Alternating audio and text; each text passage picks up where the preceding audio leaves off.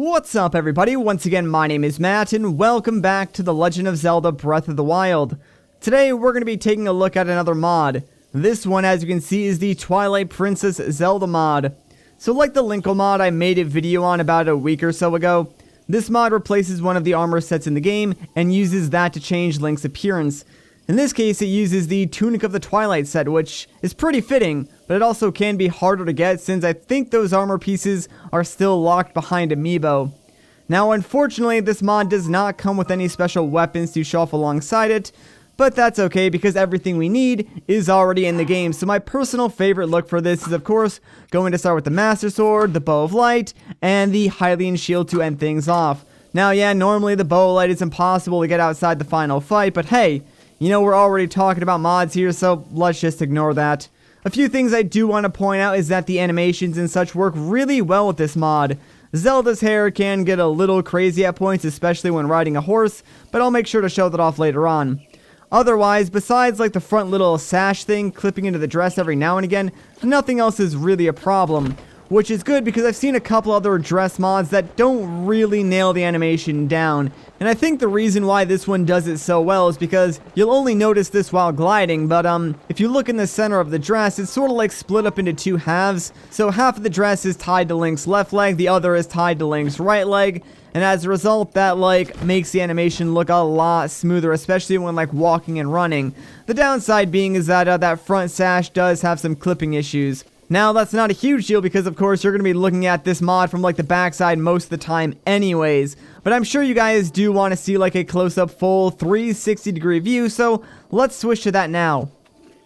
Alright, so yeah, oddly enough, this menu is the best way to get a close-up full rotation of what this mod actually looks like. And yeah, as you guys can see, it stays pretty true to form to Zelda's, like, original Twilight Princess look, although I don't remember her having such a huge V-shaped slit in the back of her dress, but it has been a while since I've played through Twilight Princess, so I could just be misremembering it. Now, I do want to switch to a different angle because there's something else that I want to show off, so let's do that real quick. Now, the reason why I wanted to show this off is because on my Linkle video, a couple people asked me to show off the idle animation, so I'll do that, but there's also one other thing that I want to point out, and I think it's easier in this perspective. So you'll notice that, the face and the upper chest area have like two different skin tones, if you will. The upper chest area is a little bit more tan and the face is a little bit more pale. That could be because I like installed the mod incorrectly. I don't think it is though because I double checked all the files. So I think it might just be like a glitch or a current issue with this mod. The author of the mod on his Game Banana page, which I will link in the description down below, did mention that he was working on like fixing a couple issues with it, so that could be something that is fixed in the near future. I just wanted to point it out for now. Anyways, on to something more interesting. Alright, so now let's get into some combat stuff. For me, Zelda always seemed like a ranged character. You know, she always gives Link the light arrows or uses the Bow of Light herself in the games like Wind Waker and Twilight Princess, so it seems pretty fitting that we use Breath of the Wild's like bullet time mechanics and the Bow of Light to take out some Guardians as Zelda. Why the heck not? And we're not just gonna take out like the cheap stuck in the ground Guardians. We'll go and fight a Guardian Stalker, don't you worry. And oh boy, the Yiga clan! I swear, man, they always like to show up in my modding videos and just mess with me. Like, happens every single time. Even though I've made only a few modding videos on Breath of the Wild. But the Yiga clan, they're always there, just trying to mess around with me. It's kind of annoying. Alright, let's actually climb to the top of this tower, then use Rivali's Gale. That way we can get, like, a lot of height on this guy and just, like, see if we can take him out solely with the Bow of Light. We should be able to. Now, sadly, the Bow of Light doesn't actually do any bonus damage to Guardians, I don't believe. Not like the Ancient Arrows or anything like that. But it does have a base damage of 100, so that's pretty dang good. And yeah, as long as like we keep getting these crits on the eye, we should take this guy out no problem. Actually, are we going to tip him over completely? That would be really, really funny. I am running a little bit low on stamina, though. Alright, well, sadly, we didn't get to kill the entire thing, but we got pretty dang close. Alright, so now that he's done, we're not done with the combat just yet. There is one more thing that I want to do. So, Give me one moment, guys. Yes, of course, back to the Coliseum we go, because none of my mod videos are complete without a fight against a Lionel. Oh wow, I actually didn't even know you could get a crit like on the Lionels and knock them down with the bow. That just shows like how little I have fought Lionels. I've played this game for probably close to 300 hours now, I want to say. And I tend to avoid Lionels a lot. Like, really, the only time I go out of my way to fight them is for these mod videos, which is pretty funny because you would expect, like, I would be a lot worse at fighting them. Although, don't get me wrong, I abuse the heck out of Daruk's protection, but hey, we got a Flurry Rush, so not bad at all. I do kind of want to use, Urbosa's Fury if I can. Well, now we're out of Daruk's protection, so... Oh man, this could get a little sketchy, but ha! Take that, my man. Let's get on the back of this guy again. And I'm happy to say that, like, the animation of Link climbing on top of a Lionel in this mod, they work really, really well. That was kind of like a more obscure animation that I thought was going to be messed up in this mod because, you know, Link really has to stretch his legs, so I figured the dress would kind of bug out, but, no, it works perfectly fine. Like, take a look at this, man. Yeah, there's like nothing wrong with that whatsoever. So props to the creator. They really did a good job, like, making sure everything just worked with this mod. And we need more talented people like that in the Breath of the Wild modding community because I love checking out these mods.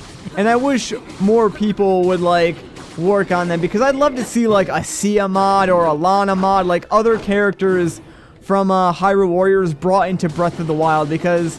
I don't know, man. It's so much fun for me to play this game as, like, a different character. Even though nothing else has changed besides, like, the cosmetics. It still breathes more life into the game for me. And, oh, man, dang. That was actually close to being a perfect Lionel fight. Like, I was doing pretty good there. Not gonna lie. Oh, no. Oh, man, the pillar saved my life. Heck yeah, dude. All right, let's finish this guy off. Get on top of him one last time, and you're done, son. You're done. Alright, sweet. Oh wow, like a lot of the enemies around the Coliseum took a lot of damage as well. Oh, that was from, Urbosa's Fury. Well, you know what, in that case, let's actually do something real quick. I think I do have a charge or two of Raleigh's Gale left over, so I got an idea. I don't know if I can do this, but let's see if we can pull this off. We'll just fly up real quick and see how many of these guys we can actually take out with the light arrows before we fall to the ground. There we go. That's 2. Where was that other guy? There's a guy over there. And come on, that's 3. Can we get this 4th guy, please? No, my potato aim. All right, I think I got him. So we got maybe 4. Not bad. Not bad at all. All right, that's enough for combat. What do you say we try and check out a few cutscenes? So, give me 1 second. Alright, so here we are in Korok Forest. I actually did buy the DLC for the Wii U version of this game, just so I can show off like a couple of cutscenes. Like, I know the Trial of the Sword cutscene hasn't been triggered yet, so let's go and do that real quick. I actually don't remember what this cutscene entails, but hopefully it'll give us some unique animations and like angles of Link while we're using this mod. But, maybe not. This might have been, like, one of the worst cutscenes. Well, I guess that's an interesting angle that we wouldn't have seen otherwise. And, yeah, this cutscene mainly focuses on the Koroks, doesn't it? Well, that's not exactly the most interesting thing in the world. See, that's the problem. Like, because I've beaten the game already, there's no easy way to re-trigger cutscenes where Link has any unique animations or like camera angles and stuff like that. So we're kind of stuck to just like doing things that are easily repeatable, I guess you could say, or things that don't really look that great, because that was kind of underwhelming. There is one other thing we can do. It's not going to be like the greatest thing in the world, but might as well show it off. So again, give me 1 second. Alright, so here we are outside of Gerudo Town. We're just like gonna fly up and over and pretty much trigger the cutscene of them throwing us out of town. I like how they don't even wait for you to land. Like, the second you fly over that wall, they spot you immediately. That's like really the only other cutscene that I can think of right now besides maybe completing a shrine, but I really don't want to do that because it wasn't that interesting. Alright, so there you go. Like, if you guys have any ideas of other cutscenes that I could do for future mod videos, please let me know. Sadly, yeah, even though obviously we look like a girl and have feminine features, the Gerudo, they can see right through our disguise and they kick us out because we're not technically wearing the Gerudo Vi outfit. So, yeah, we can't go in Gerudo Town. Yeah, we can't go in Gerudo Town. It's the same thing for the Linkle mod too, by the way. I know a couple of people asked me in the comments about that. Alright, so one last thing I want to show off. Again, give me one moment. And to wrap things up, here's what it looks like while you're riding a horse. The dress, like, actually clips into the horse, but oddly enough, that works out really well for how it looks. The only thing that's kind of janky on the horse is, yeah, Zelda's hair is all sorts of wonky. It's just, like, bouncing all over the place. But, I mean, that's just, like, one thing. Everything else in this mod works pretty well. That being said, I think that's where I'm going to end off this video. So if you guys enjoyed it, a like rating would be greatly appreciated. If you want to see more, consider subscribing. But once again, guys, my name is Matt. Thank you so much for watching, and I'll catch you in the next one.